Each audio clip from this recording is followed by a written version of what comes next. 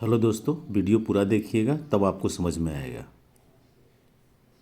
आज हम समझेंगे कि दांतों के अंदर कीड़ा लगने के बाद और ये कीड़ा लगना होता क्या है और इसके बाद फिलिंग कितने टाइप की हमारे पास अवेलेबल है और उन फिलिंग की कॉस्ट रेंज कितनी है।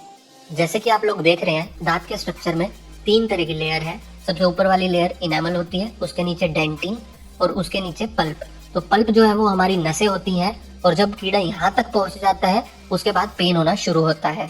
सो बेसिकली इसके अंदर जो कीड़ा है वो कैविटी है। इसमें कीड़े आपको दिखेंगे नहीं, ये जो कीड़े होते हैं ये माइक्रोस्कोप से देखे जाते हैं सूक्ष्मदर्शी के नीचे। तो ये जो ब्लैक डीकेड पार्ट है इसको हम रिमूव करेंगे और इसके अंदर फिलिंग मटेरियल को फिल करेंगे। अब मैं आपको फिलिंग मटेरियल के बारे में बताता हूँ। पहला, गोल्ड फिलिंग मटेरियल। तो कई शताब्दी पहले गोल्ड का इस्तेमाल किया जाता था दांतों की कैविटी को भरने के लिए।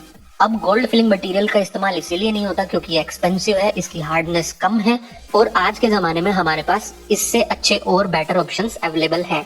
अब गोल्ड के बाद नंबर 2 मटेरियल जिसकी खोज की गई वो है सिल्वर अमलगम। इसमें हम सिल्वर पाउडर को मरकरी लिक्विड के साथ मिक्स करके पेस्ट बनाते हैं और उसको दांतों में फिल किया जाता है।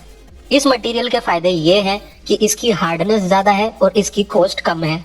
इसकी डिसएडवांटेज ये है कि इसका मरकरी कंटेंट हमारे शरीर के लिए नुकसानदायक है और ये कुछ सालों बाद काली पड़ जाती है, इसीलिए कई डेंटिस्ट इसका इस्तेमाल नहीं करते हैं। गोल्ड और सिल्वर फिलिंग मटेरियल दांत के रंग के नहीं होते, इसीलिए ये एस्थेटिकली प्लीजिंग नहीं है।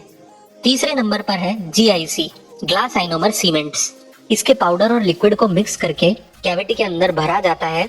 अब इसकी एडवांटेजेस ये है कि ये दांत के रंग का है और दूसरा इसमें से फ्लोराइड निकलता है जो कि दांत की डेंटिन लेयर को रिपेयर करता है और इसको फिल करने की कॉस्ट 400 से 800 रुपीज के बीच में होती है। इसकी डिसएडवांटेजेस ये है कि इसकी स्ट्रेंथ काफी कम है और इसको इसीलिए बच्चों में ही प्रेफर किया जाता है और इसके एस्थेटिक्स इतने अच्छे नहीं है जब हम इसको कंपेयर करेंगे अपने नेक्स्ट फिलिंग मटेरियल से।